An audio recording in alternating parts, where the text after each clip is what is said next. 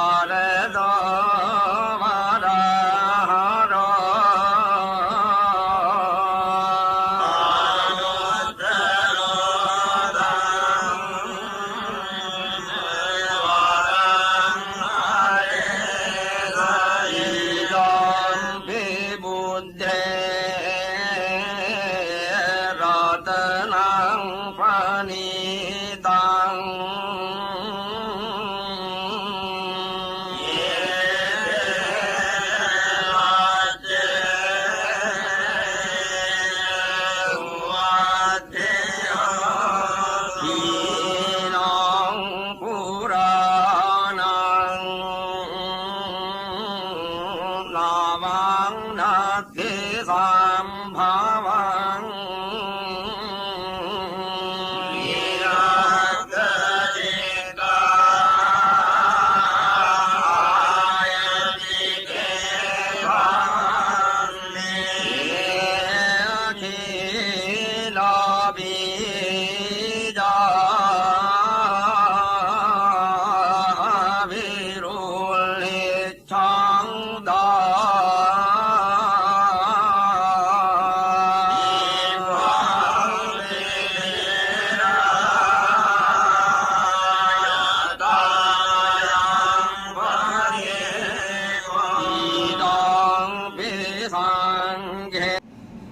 next item is like a form of a sutra class.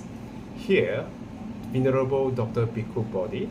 goes through the Nakula Pitu Sutra of the holy books of Anguttara Nikaya to deal with the topics of his talk, entitled Advice to a Seriously Ill Man. Now, here is the Venerable Dr. Bhikkhu Bodhi to talk on the topic.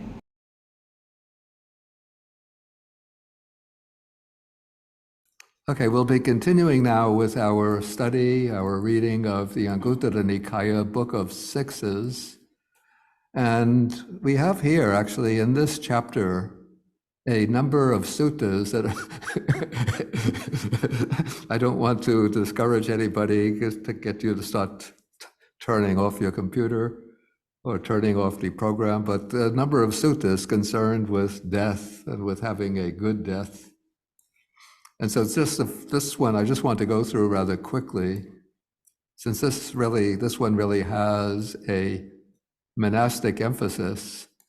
So this is the Venerable Sariputta speaking to the monks, and he's saying about how a monk does not have a good death, and then how he spends his time so that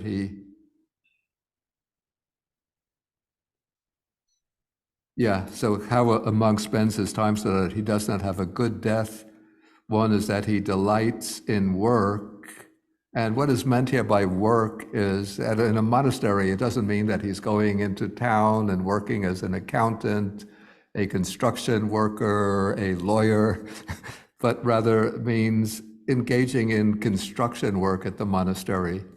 And this is something of a weakness, I have to say, of many monks, that they always like to be putting up new buildings on the premises of the monastery. And so,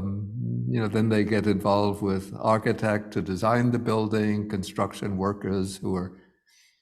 undertaking the work. Often they'll do the work themselves. And so then, when it comes to, you ask them, how is your meditation coming? Oh, no time for meditation, too much involved in the building work. Okay, then another thing is delighting in talk, always chatting and talking, delighting in sleep, sleeping long hours, taking a long afternoon nap, maybe after lunch, hitting the sack at 1 o'clock after lunch, and then sleeping till 3 in the afternoon, and then turning it early for the evening at 8 p.m. and sleeping until 7 a.m. the next morning. Okay, then delighting in company, delighting in bonding. That means like forming intimate relationships. And then this is a little obscure here, delighting in papancha, which is translated proliferation. That is maybe always thinking about things, pondering things, or maybe if a monk is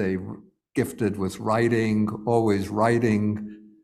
his personal journal, writing his autobiography at the age of 27, or writing books after book. So just like always engaged in a lot of mental activity, and then not having time to devote to the practice, to the meditation. And so how does a monk pass his time so that he has a good death? So it's just formulated as negatives: not delighting in work, not delighting in talk, not delighting in sleep, in company, in forming intimate relationships, or in proliferation, but rather one is called a monk who delights in nibbana, who has abandoned sakkaya, which is a term for the 5 aggregates, in order to make an end of dukkha, of suffering. I just wanted to go through that sutta a bit quickly, but I wanted to focus on what I find interesting and very valuable for householders, for lay people, and that is the Book of Sixes, Sutta number 16. This sutta concerns a couple who are known by the name of Nakulapita and Nakulamata. The word Nakulapita means Nakula's father, and Nakulamata means Nakula's mother. And so I guess in ancient India, people were often known, commonly known by the name of their children. Probably it's the eldest son. And so even the Buddha's famous disciple, well, actually, sometimes they're known after the name of their mother, like Sariputta is the son of Sari. Sari was his mother. But this couple are known as the father and mother of Nakula, and in the Pali Canon, just nothing is known about Nakula. So maybe, he just had no connection with Buddhism itself. But they were very devout Buddhist couple. According to the commentary, and sometimes you have to take these commentarial stories with a grain of salt, when they first encountered the Buddha, when the Buddha first came to this town of Sungsu Maragira, and going on alms round, he came to their house. When they saw him, they said, "Welcome, our son. We haven't seen you for such a long time." And then the commentary explains that they said this because the Buddha had been their son. They had been a couple in 500 previous lives. And in those lives, the Buddha had been their son. And so now it was like their son is coming home. But that is a commentarial story. You don't have to believe it. But in any case, they were a very devout couple.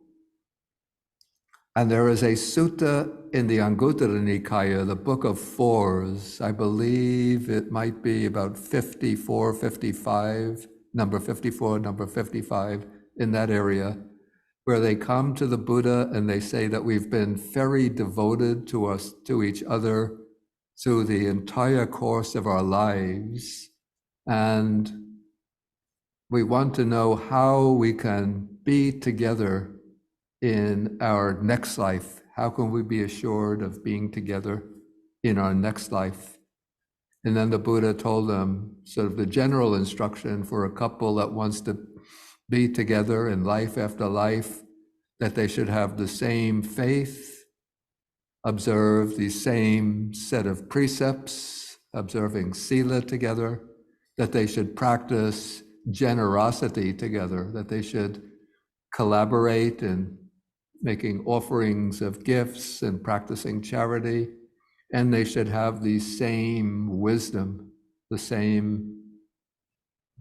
understanding of the Dhamma, of the Buddha's teachings. Okay, so this sutta takes place on a different occasion, and at this time, the husband, Nakulapita, is ill. He's very gravely ill, to the point where probably his wife thinks he is about to die. Maybe so, that gravely ill to that extent. And so Nakula Mata, his wife, is because they're both very well grounded in the Dhamma. So she knows that it's important when death is approaching to have a peaceful death, not to die full of worry, anxiety, and concern. And primarily, she is worried that her husband is going to die full of concern and anxiety for her. So she wants to assure him that if he passes away, she's going to be okay, that she is solidly established in the Dhamma, and so he doesn't have to worry about her. She's solidly established both in, the secular aspect or the material aspect of her life and in the spiritual aspect of her life. And so she says to him, "Do not die full of concern." The word is uppeka. Upekkha is in a way the opposite of upekkha.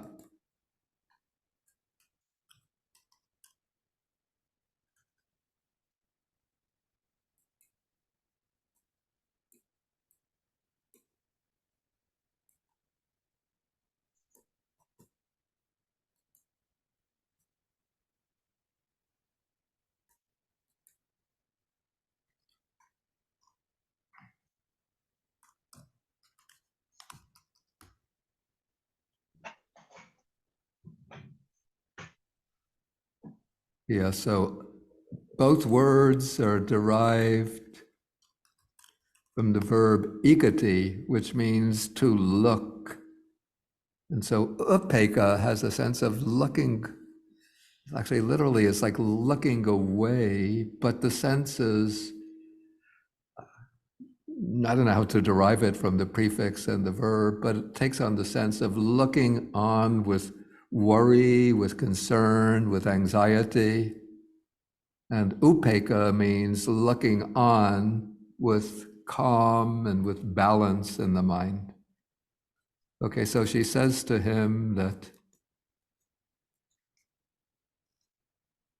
it is painful or suffering to die full of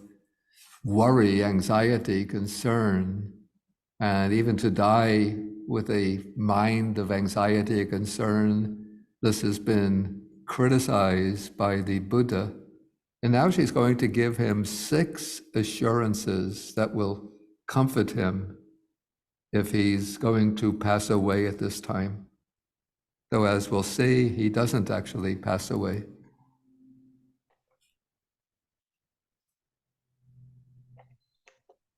Yeah, the commentary calls this, her statement, a lion's roar.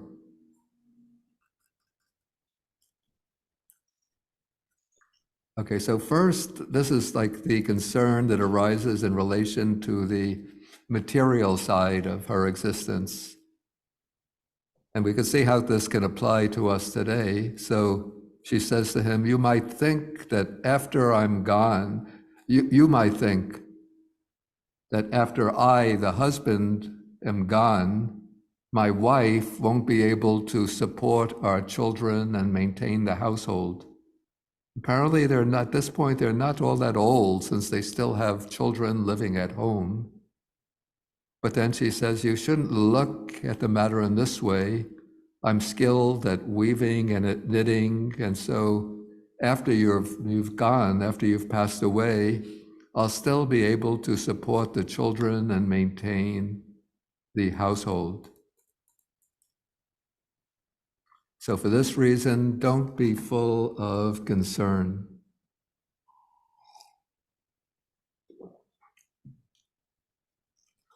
You know, today, say if the husband passes away, of course the wife might be working and have an income, but also she can get, what is this, some kind of pension or security, social security through the husband. If he's had a good job, then she will get some payment through the company or corporation that her husband worked for. Okay, another concern that might relate to the secular side of life is, okay, he might be worried, after I'm gone, my wife will take another husband. Actually, today we should say that this really shouldn't be a matter of great concern, and naturally, maybe, I don't know, I don't have personal experience of married life myself, but maybe if you're passing away and your wife is going to remain behind as a widow, and would the husband be deeply concerned about his wife? Maybe not immediately, but maybe after a couple of years, she's feeling lonely and maybe needs some support at home, taking another husband. But anyway, so Nakula Mata, the wife, was a bit worried that her husband might have that concern, that after her husband is gone, she's going to remarry. And I don't think this was completely frowned upon in India at that time. I think it would have been maybe it could have been maybe if not a common occurrence, but something that did happen from time to time.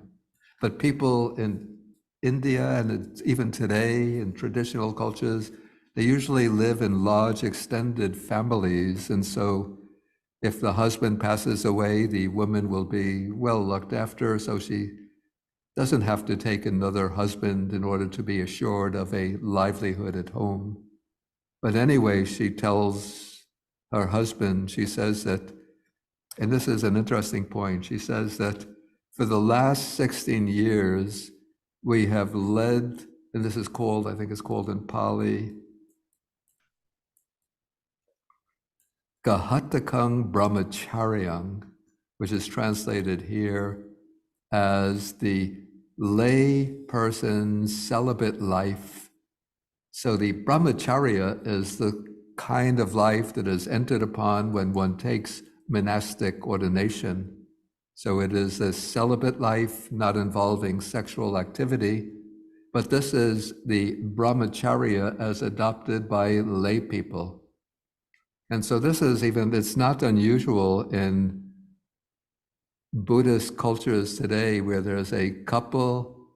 who are even deeply in love with each other, but after they've passed a number of years living a regular married life and they've had several children,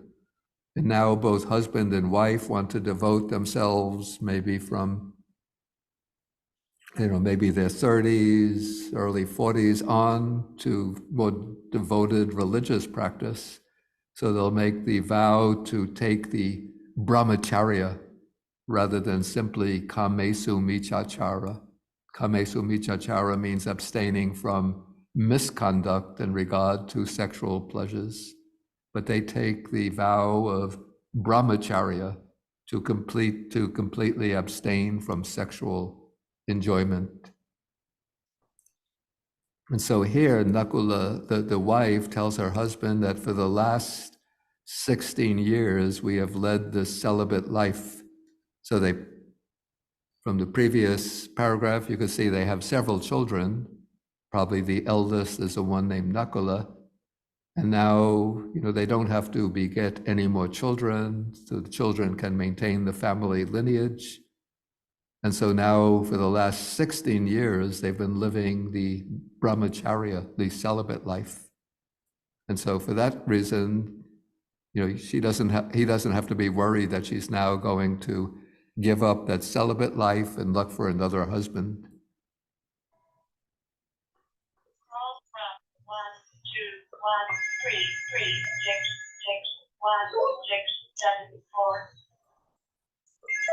Please, people online, please mute your microphones. I'm getting some voices. Okay, so those two principles take care of, we call the secular or worldly aspect of life. Now we come to the aspects of the spiritual aspects of their life together. So she says to her husband, she says that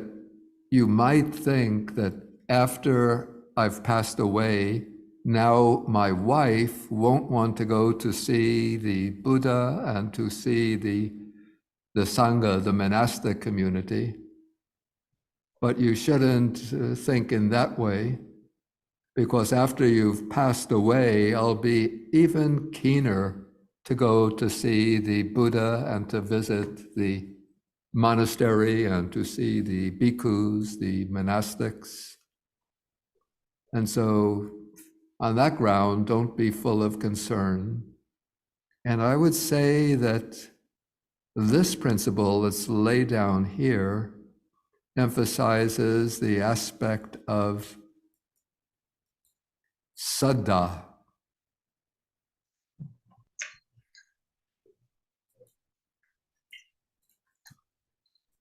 So this is a manifestation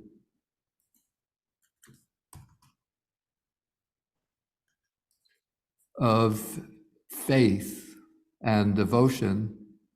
because they both would like to go whenever the Buddha was living near their town. They would always go to see the Buddha, and then they would also come probably after, even if the Buddha is wandering, if there's a community of monks living nearby, they will go to see the monks. And so this is an expression of their faith and devotion. So she says, you don't have to be worried after you pass away. I'm still going to go to see the Buddha and the monastics, even with greater diligence, with greater devotion. So that is the aspect of saddha. Okay, now comes the next aspect, that you might think that after I've passed away, that my wife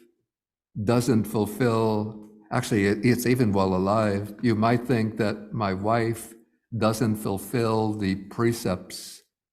but don't look at this matter in such a way that I am one of the Buddha's female lay disciples who fulfills the precepts. And then interestingly, for these last three, she makes a kind of, this is what makes it a lion's roar. She says, if anyone has any doubt about this, then they can go to see the Buddha himself, go call on the Buddha and ask him whether that is true. Okay, so this declaration, so this emphasizes the aspect of sila, that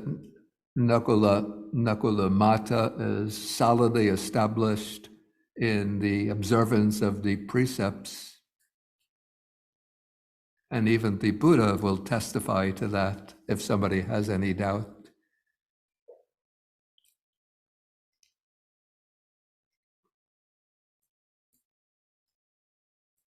Okay, now, number 5.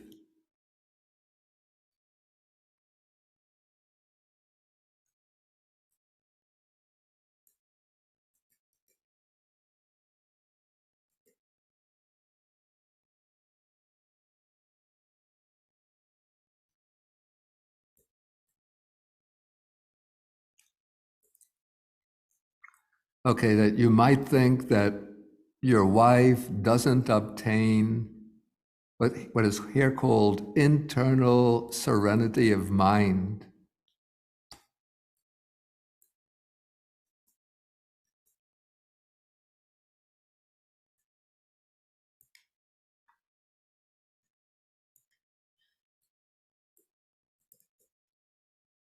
Yeah, so this is emphasizing the aspect of samadhi. We could say that this is the samadhi aspect. Yeah, the expression used here is ceto samatha, but that implies that she attains samadhi. So she's saying to her husband, you might think that I don't obtain samadhi, though actually I don't see why he should think that, since they've probably discussed their practice together. But she says that I am one of the Buddha's female lay disciples who obtain internal ceto samatha, serenity of mind. So I obtain samadhi. The degree of samadhi is not indicated here, but it will be some level of samadhi. And then she again gives her another lion's roar. She says, if anybody has any doubt about that, they can go to the Buddha himself and ask him about that. And the Buddha will testify that indeed Nakula Mata achieves internal serenity of mind. So that is the 5th principle of assurance, the 5th assurance. And then the 6th one, she says, you might think that Nakula Mata has not attained a foothold, a firm stand, assurance in this Dhamma and discipline. that she has not crossed over doubt, gotten rid of bewilderment or confusion, attained self-confidence. This is not self-confidence in the way we speak about somebody having self-confidence, but this is really inner assurance that she has realized the truth of the Dhamma, and she's become independent of others in the teaching of the teacher, the master, the Buddha's teaching. So it's using sort of rather technical language to indicate that Nakula Mata is at minimum a Sotapanna, a stream enterer, a stream winner.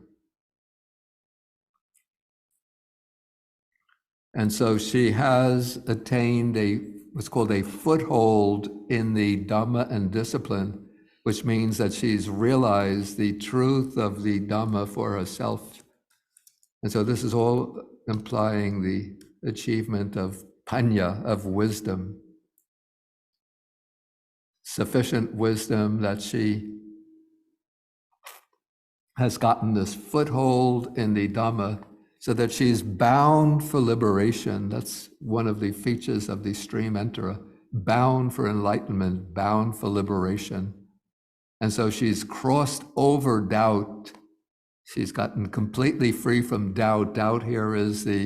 one of the three lower fetters,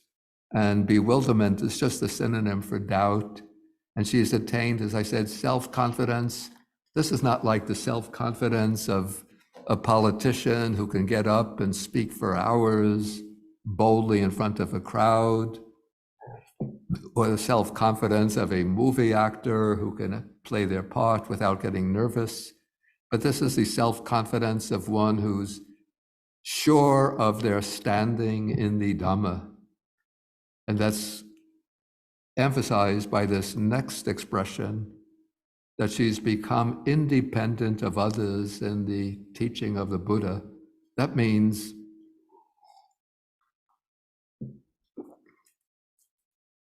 that with the attainment of stream entry, one gains the world-transcending Noble Eightfold Path. And so a stream enterer is no longer dependent even on the Buddha, because they have the Noble Eightfold Path. It's built into the fabric of their mind, we could say. So they don't have to, of course, they can go to visit the Buddha, ask questions, listen to the Buddha's discourses in order to accelerate their progress along the way. Since the Buddha might teach them things that they haven't penetrated for themselves, or give them some personal guidance and meditation to help them speed up their progress. But they have the 8 factors of the Noble Eightfold Path are sort of imprinted into the fabric of their mind, the substance of their mind. So whenever they want to, they can just call up that right view and right mindfulness and right samadhi, right concentration, and use that calm and insight to progress further along the path. And particularly with that right view, they've seen into the truth of the Dhamma. They've gained that breakthrough to the truth of the Dhamma. And so all they have to do is to cultivate that right view to the point where it brings the next stages of the breakthrough, once returning, non-returning, up to arhatship, and then they're liberated.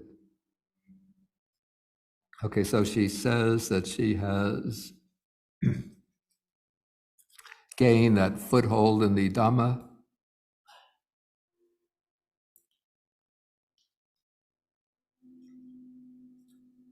And then again, she says, if anybody has any doubt about that, any skepticism, go to the Buddha and ask him, and he'll confirm what I'm saying. Okay, and then the interesting thing is while she was speaking to her husband in that way, then his illness subsided on the spot and he completely recovered from that illness.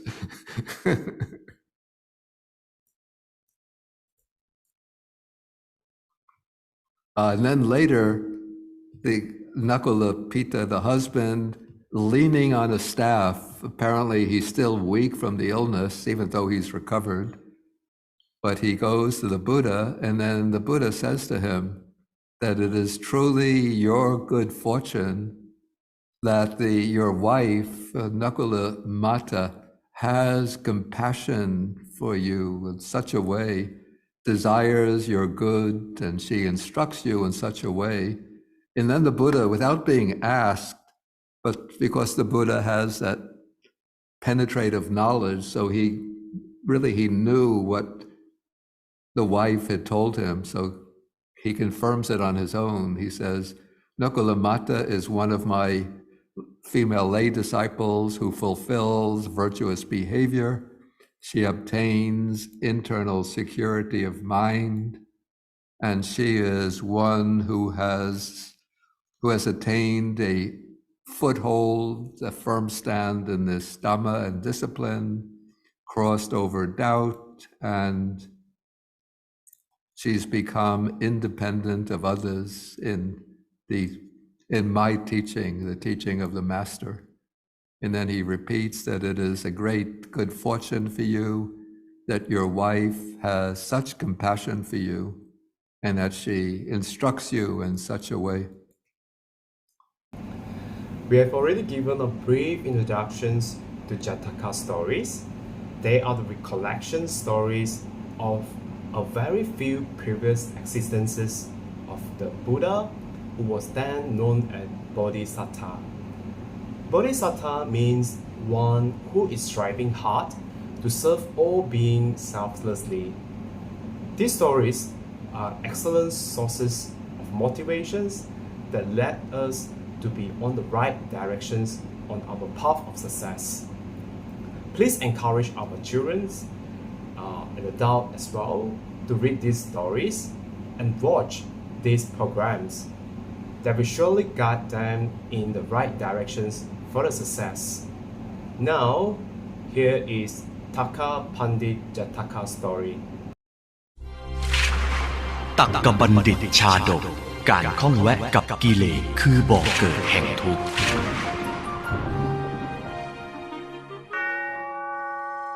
ตักกบัณฑิตชาดกบอกเล่าถึงเหตุแห่งความทุกข์อันเนื่องมาจากกิเลสลุ่มหลง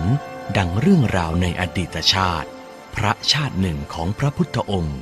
อันบังเกิดขึ้นในที่พักสงฆ์ณพระอารามเชตวันเมืองสาวัตถีภิกษุหนุ่มรูปหนึ่งเมื่อออกบิณฑบาตและได้พบกับสตรีผู้เลอโฉมเข้าในเช้าวันหนึ่งเนื่องจากภิกษุรูปนี้ยังมีพรรษาในเพศบรรพชิตไม่มากนักทำให้ไม่สามารถละกิเลสได้โดยเกิดความต้องจิตพิสมัยในความงามของสตรีนางนั้นเข้าโอ้น้องหญิงเธอช่างอ่อนหวานรูปโฉมงดงามเหลือเกินใจหวั่นไหวไปหมดแล้วโอ้ยวันคืนผ่านไปความรักความลุ่มหลงก็ยิ่งทวีความรุนแรงขึ้นพระภิกษุหนุ่มเฝ้าแต่คิดถึงแม่นางผู้เลอโฉมจนมิอาจปฏิบัติกิจสงฆ์ได้แม้พระวิหารอันร่มเย็นไม่อาจทำให้จิตใจท่านเป็นสุขได้เลยฮ่าความรักช่างกัดก่อนหัวใจเรายิ่งนักทำยังไงก็ไม่สามารถลืมภาพน้องนางคนนั้นได้เลยเนี่ยแหละนะ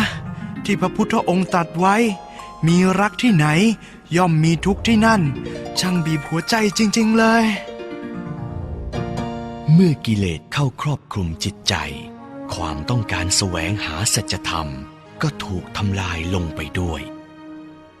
รอยยิ้มของน้องหญิงนั้นน่ารักสดใสไม่ว่าจะอยู่ในอิริยาบถใดก็น่าชวนมองหลงไหลยิ่งนัก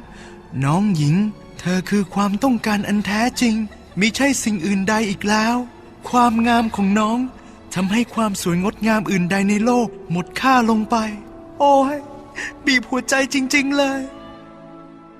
ความทุกข์นั้นเผาใจจนภิกษุหนุ่มล้มป่วยไม่อาจปฏิบัติกิจใดๆได้เอาแต่นอนสมอยู่นานหลายวันจนพระกัลยาณมิตรที่พบเห็นมิอาจทนนิ่งดูดายได้พากันมานิมนต์ไปยังกุฏิที่ประทับของพระพุทธองค์ปล่อยไว้อย่างนี้ไม่ดีแน่เราไปเฝ้าพระศาสดาให้ทรงช่วยเถิดนั่นน่ะสิท่านอย่าได้มัวเมากับกิเลสอยู่เลยความงามมันแค่ของภายนอกเมื่อสมเด็จพระสัมมาสัมพุทธเจ้าทรงทราบก็ทรงตรัสเตือนดูก่อนภิกษุธรรมดาเมื่อหญิงนั้นเป็นเหตุแห่งความทุกข์เช่นนี้เหตุใดเธอจึงยังปรารถนาอีกเล่าบัณฑิตในการก่อนก็เคยพบโทษจากหญิงไม่ดีมาแล้วแล้วพระพุทธองค์ก็ทรงตรัสชาดกครั้งเสวยพระชาติเป็นฤาษีนามว่าตักกะให้เป็นอุทาหรณ์สอนใจดังนี้นางงามผู้หนึ่งเกิดในตระกูลเศรษฐีสมบูรณ์พร้อมทั้งทรัพย์สมบัติและรูปสมบัติต่อหน้าบิดาเธอนุ่มนวลดุจเทพธิดาน่ารักน่าทนุถนอมลูกสาวของเราเนี่ยสวยกว่าใครในพาราณสีเลยอ่ะดีนะที่เราเกิดมาหน้าตาดีลูกเราก็เลยหน้าตาดีไปด้วย ท่านพ่ออย่าชมอย่างนั้นสิคะลูกอายนะ อย่าอายเลยลูกพ่อพูดความจริงแต่เมื่อลับสายตาผู้เป็นพ่อแล้วเธอกลับกลายเป็นอีกคนทั้งเจ้าอารมณ์โกรธง่ายซ้ำยังปากร้ายมือไวบ่าวไพร่ในบ้านล้วนถูกนางด่าว่าทุบตีให้เจ็บตัวและอายอยู่เสมอนี่นอกจากแก่แล้วยังง่ออีกเหรอข้าบอกว่าอย่าเอาของมาวางไว้ตรงนี้มันเกะกะเวลาข้าเดินออกมาบอกแล้วไม่จำเดี๋ยวก็ตบให้หายแก่เลยนี่กูกลัวแล้วขอรับคุณหนูอย่าตบตีข้าน้อยเลยข้าน้อยกลัวแล้วโอ้ยอย่าคุณหนูวันหนึ่งธิดาเศรษฐีและบริวารพากันไปเล่นน้ำในแม่น้ำคงคาตั้งแต่บ่ายจนกระทั่งเย็นขณะนั้นเองเมฆฝนได้ตั้งเขาขึ้นอย่างรวดเร็วคุณหนูรีบขึ้นมาเถอะค่ะลมฝนตั้งเขาแล้วแกอย่ามาออกคำสั่งกับฉันนะฉันจะเล่นน้ำต่อใครจะทำมาอย่าไปสนใจเลยพวกเราปล่อยยีตัวร้ายอยู่คนเดียวเถอะเรากลับกันดีกว่าแล้วสิ่งที่ไม่คาดฝันก็เกิดขึ้นอยู่ๆก็มีลมพัดกระโชกแรงแม่น้ำคงคาบังเกิดเป็นคลื่นลูกใหญ่พัดมาตรงที่ธิดาเศรษฐีเล่นน้ำอยู่คลื่นกระแทกกับร่างนางอย่างแรงจนนางทรงกายไม่ไหวพลัดจมลงไปกับสายน้ำไว้ช่วยด้วยช่วยเราด้วยช่วยด้วยเมื่อน้ำทะลักล้นมาอย่างแรงร่างคุณหนูแสนสวยก็ถูกกระชากลอยหายไปพวกแกดูสิคุณหนูว่ายน้ำเก่งว่ายเร็วอย่างกระนางเงือกแน่เฮ้ยไม่ใช่นั่นน่ะคุณหนูถูกน้ำซัดไปนี่นาใช่เหรอแกเขาว่าคุณหนูเขาว่ายท่ากันเชียงต่างหากเมื่อพายุสงบลงธิดาเศรษฐีก็พบว่าตัวเองได้พลัดจากถิ่นฐานกำเนิดมาสู่ป่าเขาเสียแล้วนี่เราอยู่ที่ไหนเนี่ยมองไปทางไหนก็มีแต่ต้นไม้ท่านพ่อช่วยลูกด้วยแม้ร่างกายจะอ่อนเพลียและเหน็ดเหนื่อยเพียงใดแต่นางก็สามารถพยุงกายรักษาชีวิตมาได้เป็นเวลาครึ่งคืนนั่นที่พักของใครกันเรารอดชีวิตแล้วแต่เขาจะมองเห็นเราไหมนะช่วยด้วยช่วยข้าด้วยตลอดเวลาที่ลอยคออยู่ในน้ำนางพยายามร้องเรียกให้คนช่วยแต่ไม่มีใครได้ยินเสียงนางเลยจนกระทั่งนางลอยมาถึงบริเวณหน้าบรรณศาลาของฤาษีหนุ่มตนหนึ่งก็เกิดโชคดีที่ฤาษีได้ยินเสียงนางจึงถือคบหญ้าออกมาดูเมื่อเห็นผู้หญิงลอยน้ำอยู่ด้วยอาการสิ้นเรี่ยวแรงจึงออกไปช่วยแม่นางทำใจดีๆไว้ฉันจะลงไปช่วยเดี๋ยวนี้แหละฤาษีหนุ่ม ดึงคุณหนูรูปงามเข้าสู่ฝั่งให้ชีวิตใหม่แก่เธออีกครั้งในตอนนั้นธิดาเศรษฐีดูน่าสงสารนักเนื้อตัวเย็นเฉียบปากคอสั่นเพราะความหนาวยื่นมือมาสิฉันจะช่วยดึงเจ้าขึ้นมาเองช่วยด้วยข้าหนาวเหลือเกินเจ้าน่ะนอนในศาลานี้ละกันส่วนฉันน่ะจะไปนอนข้างนอกจะได้ไม่เป็นที่คอรหาแก่เราทั้งสองขอบคุณมากท่านฤาษีท่านจึงมีน้ำใจกับข้ายิ่งนักธิดาเศรษฐีแสนสวยฟื้นตัวแข็งแรงด้วยที่พักและอาหารของฤาษีตั้งแต่วันแรกแต่จนกระทั่งเข้าวันที่3นางก็ไม่มีทีท่าว่าจะจากไปฤาษีตนนี้นี่ทนอยู่ได้ยังไงกันนะเราอุตส่าห์พักอยู่ด้วยตั้งหลายวันยังทำเป็นไม่รู้ไม่ชี้อยู่อีกเราเองก็ออกจะสวยไปทั้งตัวอย่างเนี้ยดูสิจะทนได้สักกี่น้ำบุตรีเศรษฐีใช้เสน่ห์มารยาเข้าก่อกวนจนสุดท้ายตบะบารมีที่บำเพ็ญมาขาดผึงฤาษีหนุ่มต้องพ่ายแพ้หลงรักหลงใคร่นางงามชนิดห้ามใจไม่ไหวและแล้วทั้งสองก็อยู่กินฉันสามีภรรยาทั่วไปต่อมาอีกไม่นานธิดาเศรษฐีทนชีวิตที่แสนเงียบเหงาในป่าไม่ไหวก็ออดอ้อนฤาษีหนุ่มผู้เป็นสามีย้ายเข้าไปอยู่ในเขตเมืองท่านพี่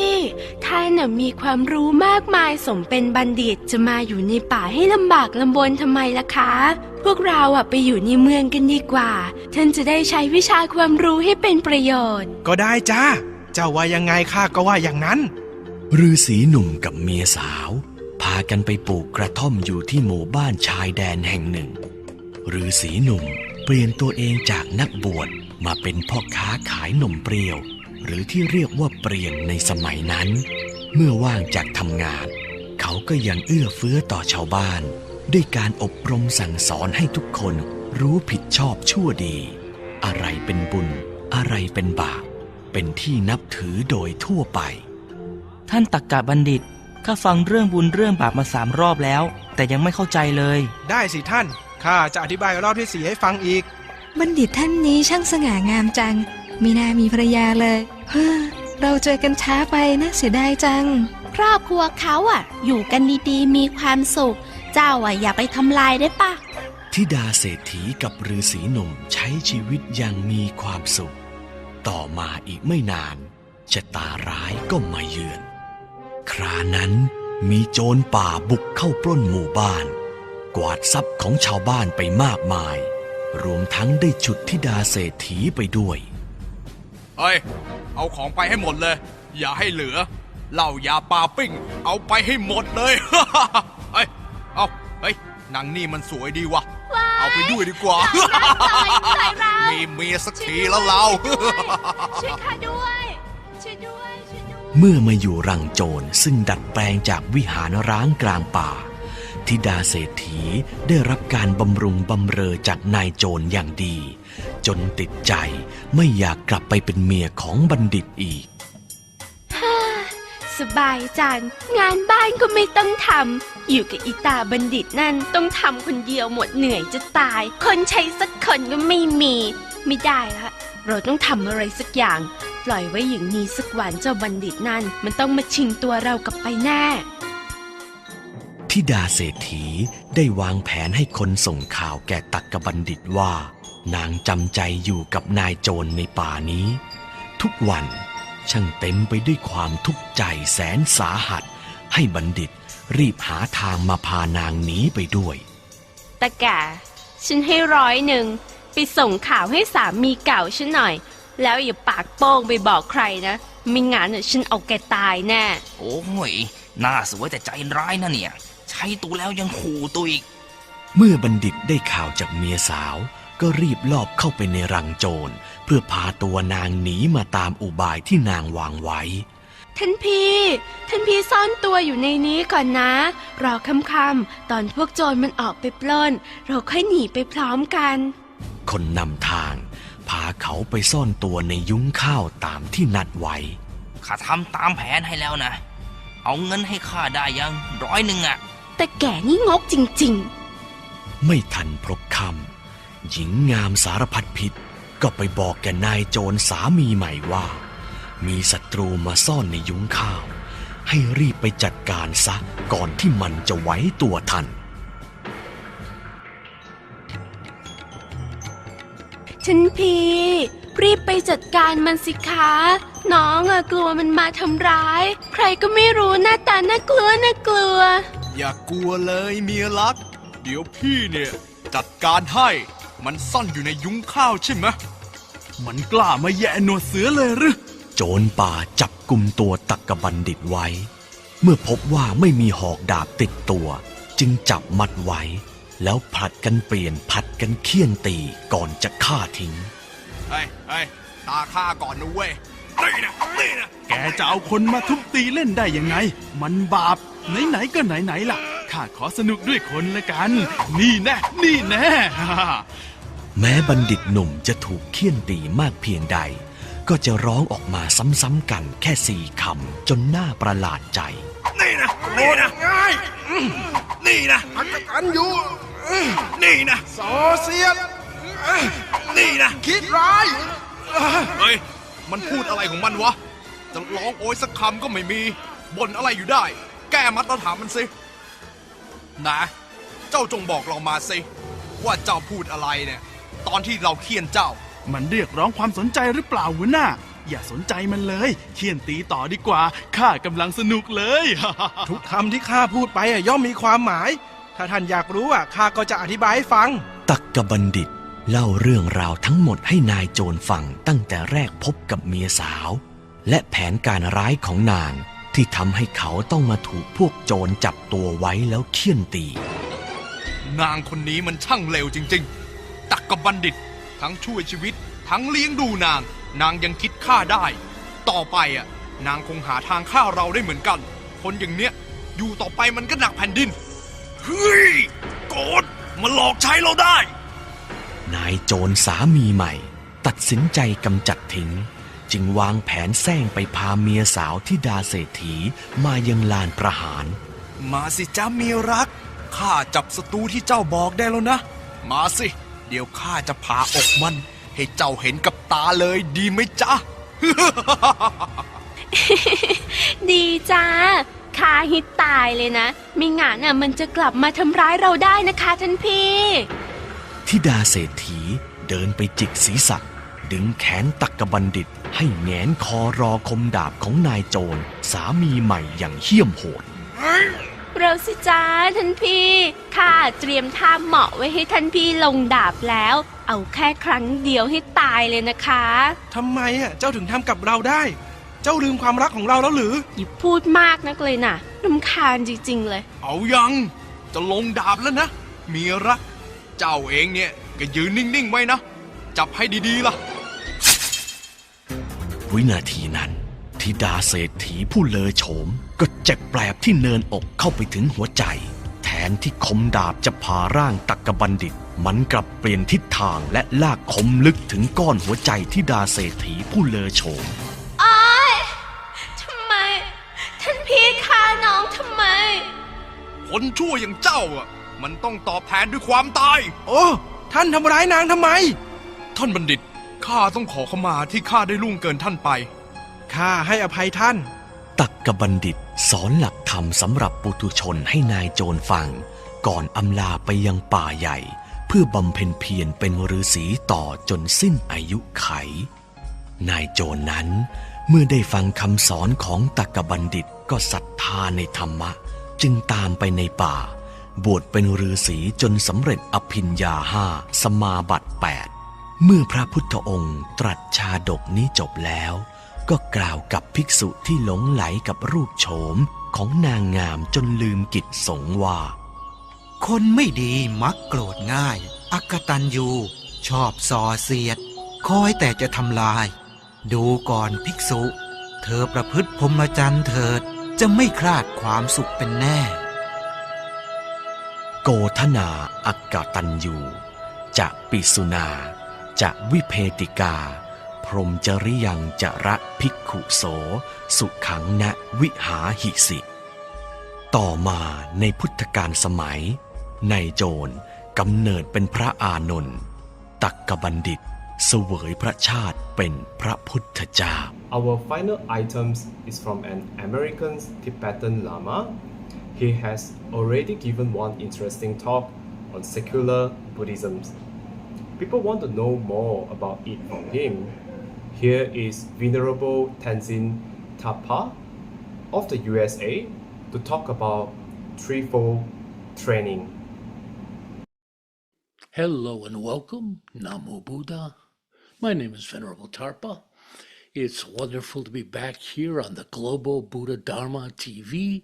program. I am thrilled to be here and to be a part of it. Before we begin, let's take a moment to appreciate our community gathered here today.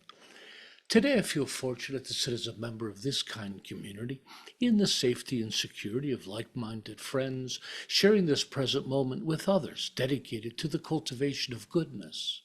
Today, I'm grateful for the direction and support that this community provides, a community worthy of my time and commitment, a community where my efforts have meaning, purpose, and are appreciated. Today, I'm thankful for this community of awakening, a place to gain the knowledge and skills to improve my life, a family, a home, and a sanctuary for all of us seeking refuge from the storm. And let's remember, as conscientious practitioners, we must recognize our responsibility to the world, to strive to live skillfully while helping others to do the same, to strive to live in balance and harmony with nature and others, to strive to gain mastery over our minds and embody our true benevolent nature,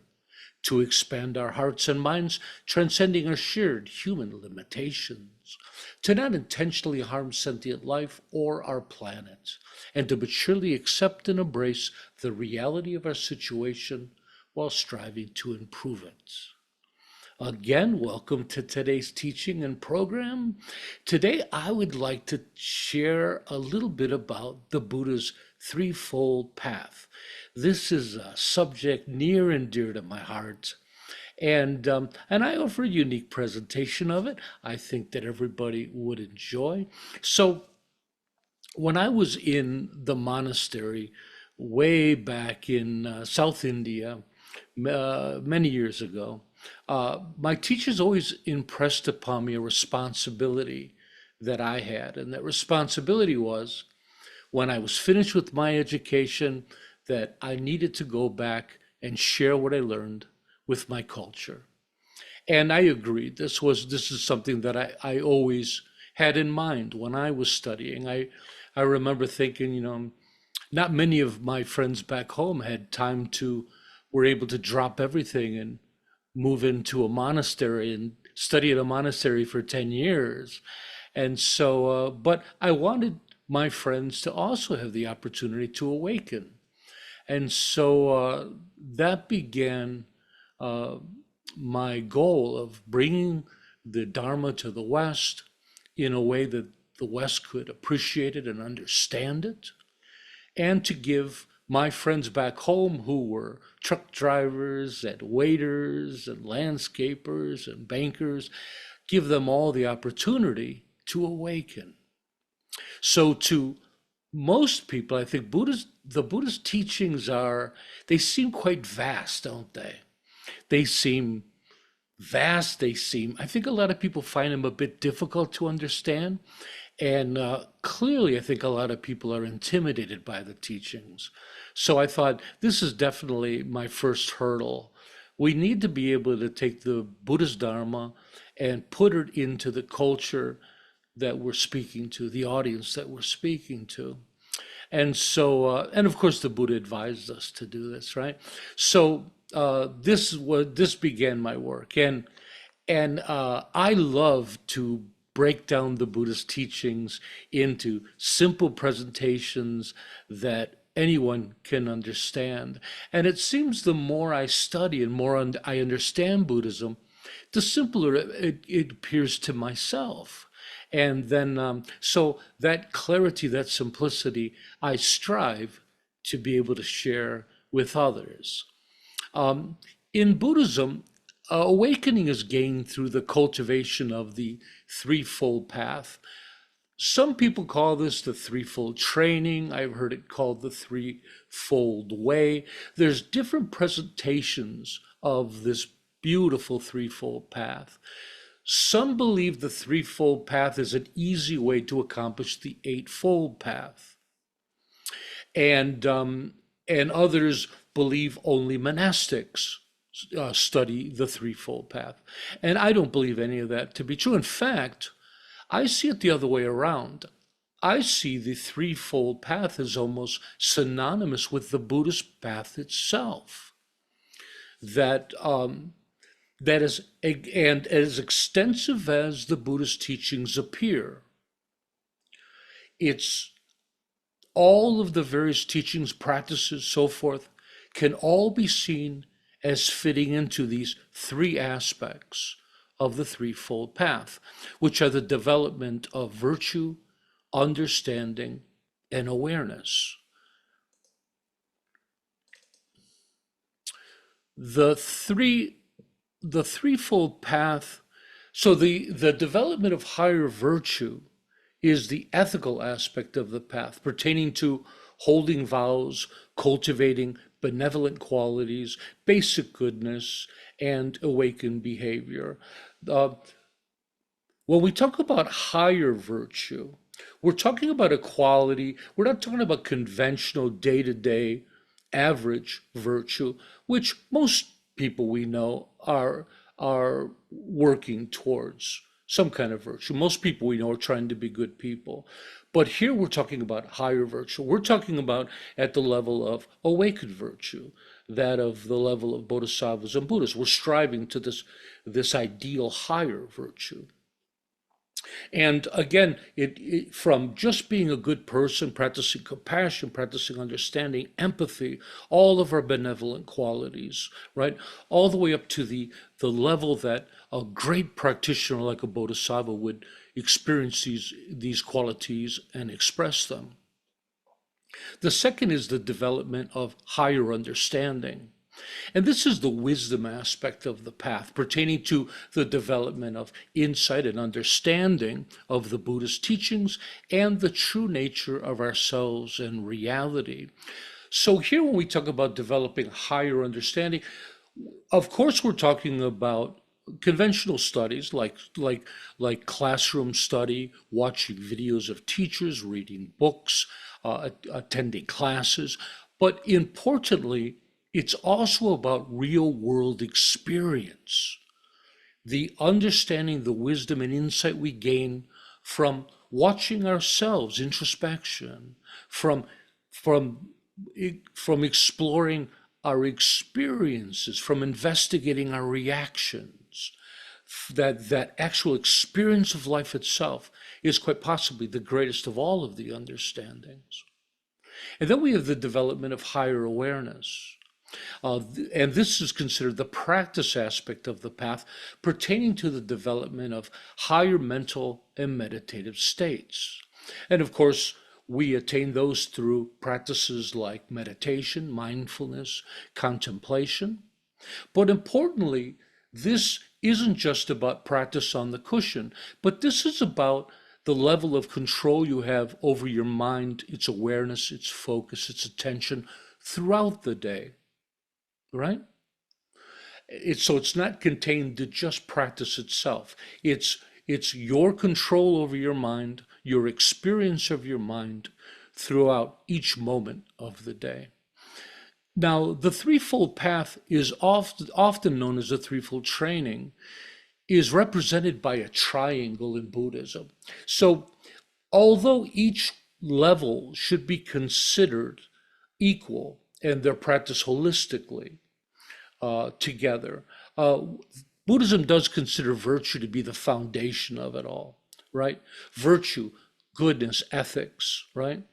This is the beginning part of all of it. This is where we start. We have to start with being a good person and behaving well in the world. And then understanding and awareness are practiced as well.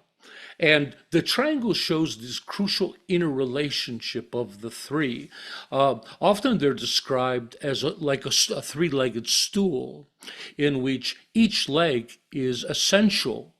But what we're going for isn't the legs themselves, but what they support, which is the stool itself, right? And so we develop these aspects together holistically, with each supporting and encouraging the others. I've heard of teachers thinking that they should be practiced sequentially. Well, we start with ethics, then we work with awareness, and then it leads to understanding. But to me, it seems essential that each one has to be practiced at the same time with each other. And the reason being is that each one of the aspects of the threefold path has its own unique and expansive type of wisdom. Each one of them produces a different wisdom. And so through the development of virtue, we gain a unique and expansive wisdom that opens our hearts and minds, freeing us from bias, while allowing us to see the world in a more positive, inclusive, and wholesome way. In other words, when we're practicing virtue, we're developing virtue, compassion, empathy, it has this way of opening our hearts and minds to the world, where the opposite, being selfish, being immature, being greedy, it has a way of closing us off to the world and making our lives fairly miserable, right? But when we're altruistic, when we practice our benevolent qualities, our world opens up, our mind, our vision opens up, and it gains a great wisdom from that openness. Then through the development of understanding, we gain another unique and expansive wisdom that sees clearly through our ignorance, our confusion, our delusions, all the ways that we fool ourselves, all of our wrong views of the way we look at the world. And then we have, through the development of awareness, we gain a unique and expansive wisdom through which we transcend our busyness, our speediness, our exaggerated sense of immediacy and self-importance. The great Tibetan Lama, Chogyam Trungpa, who first took Buddhism to America, used to believe that the biggest obstacle by his Western students was their busyness. They were so speedy, they were so busy, their minds were so occupied. He said, this is what's prohibiting them from enlightenment. And it's true. As our minds become busy, as our minds become speedy, our minds become neurotic. And of course, the wonderful practices of meditation, mindfulness, they have this way of creating profound calmness in our minds. And it's through that calmness that this amazing clarity, this wisdom, this insight dawns upon us. So each one of these three wisdoms supports and encourages the other. This is the magic of the threefold wisdoms,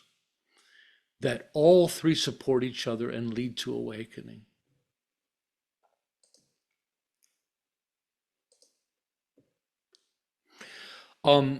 Through the diligent cultivation of the threefold path arises right view, one of my favorite topics. So in Buddhism, a very, very important topic in Buddhism, view is considered our perspective, our mental orientation towards life. Our view is what establishes our personal model of reality, right? Your perspective, your view. It's the way you see, you interact, you engage with life. It's your beliefs, it's your understanding, right? And in Buddhism, right view is defined as the proper understanding of the true nature of ourselves and reality. And of course, for someone following the Buddhist path, this means having an accurate understanding of the Buddhist teachings and the Buddha's model of reality. Now, the premise of right view is quite simple to understand. That when we have a proper view and understanding of ourselves, others, our environment, reality, when we know how it works, when we know how to work with it, we gain a clear understanding of what direction to move towards. We're better at making decisions. We become more skillful in our lives, right? You get life, you understand life, you know how to make it work. And we're able to create better lives. It's that simple. When you understand how life works, you navigate life better and you have the potential to live a better life. Now, with right view, I think it's important to mention that there's two aspects of right view. There's the conceptual idea of right view and there's the direct experience of right view. Conceptual idea of right view is the one you're gaining right now. It's through going to a teaching, intellectually understanding a little bit. Oh, okay, I kind of get this idea of right view. And you start to understand the different aspects of the Buddhist teachings that talk about right view, right? The Four Noble Truths is a great example. This is the beginning where the Buddha sets up his model. He shares his model of reality. And so this is the conceptual understanding. But then as we practice and we get a deeper and richer understanding, not just on the cushion, but also in our daily lives when we witness the teachings, actually experiencing in front of us, that at some point that can lead to a direct experience of right view. So, and I remember Bhikkhu Bodhi did a beautiful presentation on it. He did a teaching on the Eightfold Path, and he kind of alluded to that, well, you could really think of a tenfold path, where because right view and right intention are the first two, but he says they kind of come back and repeat themselves. And so for Bhikkhu Bodhi, he was sharing that we have this conceptual right view that is, studying the Buddha's teachings, contemplating it, meditating on it, getting a basic understanding of the Buddhist view and how you fit into it. But then at some point, you really get it. You have a direct experience of it. And this direct experience of right view, to many, they would think would be synonymous with awakening or enlightenment itself. And so we have these two different aspects of right view. The first right view in a simple sense that we practice with the Eightfold Path, but then we could say that the Eightfold Path, which is contained within the Threefold Path, leads to awakening itself, right? So, and meaning to some, the experience of right view is nothing more than the direct experience of the awakened state itself. And lastly, we talk about awakening a lot, and I think people are often a bit puzzled by the term. We have terms like nirvana, enlightenment, awakening. I think generally awakening and enlightenment are considered synonymous terms, both derivatives from their Pali and Sanskrit terms. But I like to use the word awakening in its verb form. So though Buddhism asserts that, as we practice, we can slowly develop different stages of awareness, samadhi, nirvana, but they do lead to an ultimate state of enlightenment. For me, I like to see it not so much as a dualistic kind of light switch. 1 minute I'm unenlightened, the next minute I'm enlightened. To me, I like to emphasize the spectrum of it, and that we're slowly awakening. right? There is the idea of spontaneous awakening. I think for most people, that's not something that we experience. For most of us, it's a slow, longer process of many smaller awakenings on the way. That awakening is an incremental path. And I think many people don't see it as that. They see that they're going to sit down on the cushion and put thousands of hours of painful meditation in, and one day, if they're lucky, they will become an enlightened being. But that is not my experience. My experience is that I'm continuing to awaken. I have little moments of awakening all the time. I'm so much more awakened this year than I was last year. And I think 2004 is going to even be a better year.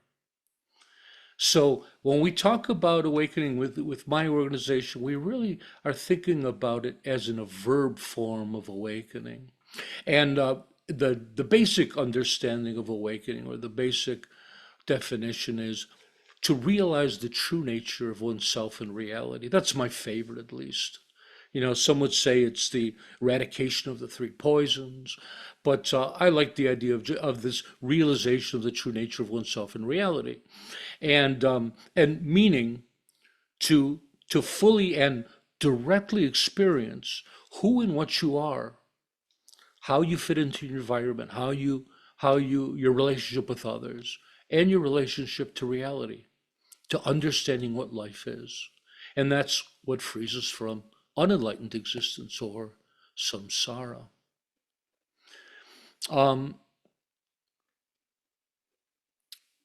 So when we talk about awakening, I always like to say that there's an aspect that we awaken from, and then there's an aspect that we awaken to. And we awaken from ignorance, confusion, and habitual and mundane existence, living our lives on autopilot, right? With in a very confused minimum way. We call it samsara. And what do we awaken to? We awaken to clarity, contentment, freedom, and our true value, our true potential, and our true nature. So I think that's all we have time for today. In closing, I'd like to thank the Global Buddha Dharma TV for creating this amazing media for sharing the Buddha's teachings. I'd like to thank everyone here for attending. It was my pleasure to share a little bit of the Buddha's teachings with you. Let's end today's teaching with our altruistic affirmation. May all be healthy, may all be prosperous, may all be well, may all be present, free of past regret and future worry. May all abide in constant appreciation, which is a source of great joy and contentment. May all realize their true nature and the true nature of reality, which is awakening. Thank you all for joining me. We'll see you next time. Bye-bye.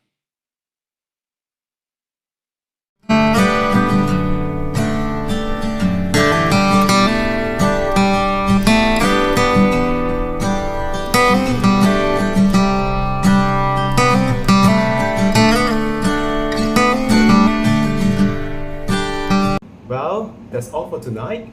I'm sure that everyone can benefit from our programs. We do our best to serve you with the noble teachings of the Buddha. Please try to benefit from these programs. If you have any questions, please contact us at info@buddhadharmatv.com. Good night. Namo Buddhaya.